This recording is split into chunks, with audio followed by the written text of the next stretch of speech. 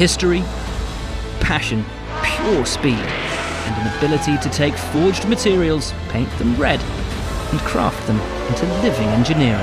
Scuderia Ferrari are synonymous with Formula One. This weekend in Mugello, Ferrari celebrate an astonishing milestone: 1,000 races in Formula One. The sport's longest active team, they've competed in every single championship since F1 began over 70 years ago.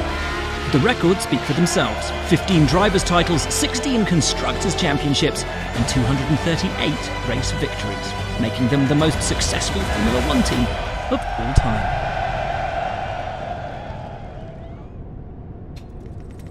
Their journey began in 1929 when a young Italian named Enzo Ferrari founded the team as a works outfit for the established manufacturer Alfa Romeo, and debuted the now famous Cavallino Rampante, the prancing horse. After a decade, the two parted ways, with Enzo banned from racing under his own name for 4 years. Then in 1947, a deep red racing car took to the streets of Modena for the first time. The first car to bear the Ferrari logo and the 125S. A year later, the car was modified to meet Formula One regulations, and so the Ferrari 125 F1 was born. In 1950, the Formula One World Championship was established, with Scuderia Ferrari as one of the founding members. They didn't make it to the first round in Britain due to financial disputes, but entered the subsequent race, the 1950 Monaco Grand Prix, where Alberto Ascari managed to clinch second place. That first Formula One season was dominated by Enzo's old employer, Alfa Romeo. But in 1951, Ferrari's José Froilán González took the checkered flag at Silverstone to clinch the team's first ever win. A taste of things to come.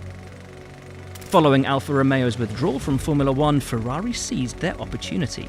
A first Drivers' Championship title was delivered by Ascari in 1952, which he was able to defend the following season. Ascari tragically died in 1955, and to this day his championships remain the only titles won by an Italian for the team.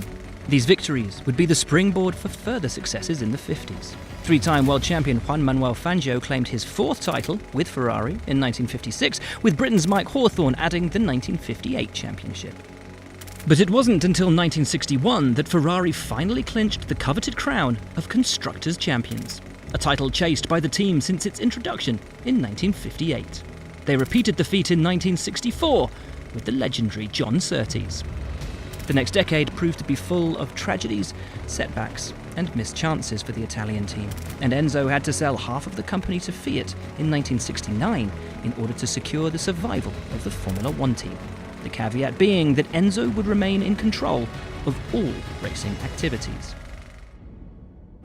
In 1974, Luca di Montezemolo became manager of the Scuderia and hired a young Niki Lauda.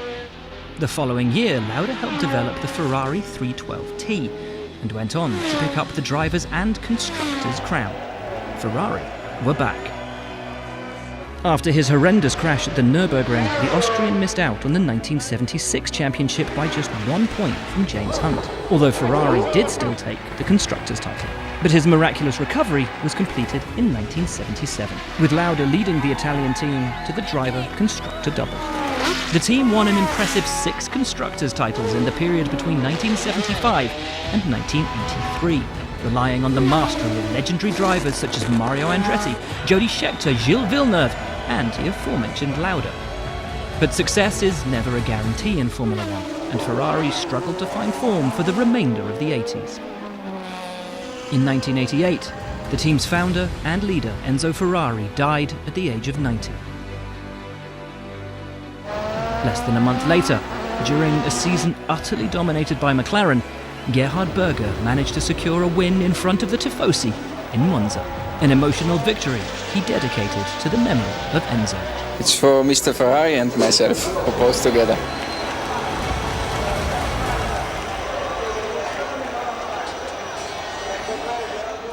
The 90s started with the now infamous showdown between Ferrari's Alain Prost and McLaren's Ayrton Senna in Japan. A collision on the first lap went in Senna's favour, as Ferrari and Prost lost out on the Drivers' Championship. The Frenchman would be fired before the end of the 1991 season, as the team endured a 3-year winless run, the longest in their history. In 1993, Jean Todt was hired by Luca di Montezemolo as team principal, the first non-Italian to run the Scuderia. This move would lead to one of the most dominant eras in Formula One to date. Todt lured then two-time world champion Michael Schumacher from Benetton, who in turn brought Ross Brawn over from his old team. With the addition of Rory Byrne, Ferrari now had all the pieces in place to develop a championship-winning car once again. Success didn't come straight away, but Ferrari managed to pick up a handful of wins over the next few seasons, most memorably at the 1996 Italian Grand Prix, their first win on home soil since Gerhard Berger's emotional victory in 1988.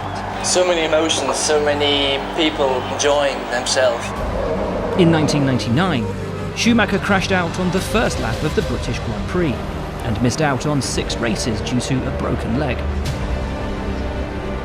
Despite that, with the help of replacement Mika Salo and teammate Eddie Irvine, who was only 2 points shy of the driver's title, Ferrari managed to secure their first Constructors' Championship since 1983. The turn of the millennium brought with it a new era of dominance. Schumacher clinched the driver's crown at the 2000 Japanese Grand Prix. We did it! Ferrari's first driver's title for 21 years. This was the launch of an astounding run of supremacy for the Italian team, resulting in 6 constructor and 5 driver championships in a row, a level of superiority never before witnessed in the sport. Absolutely brilliant job.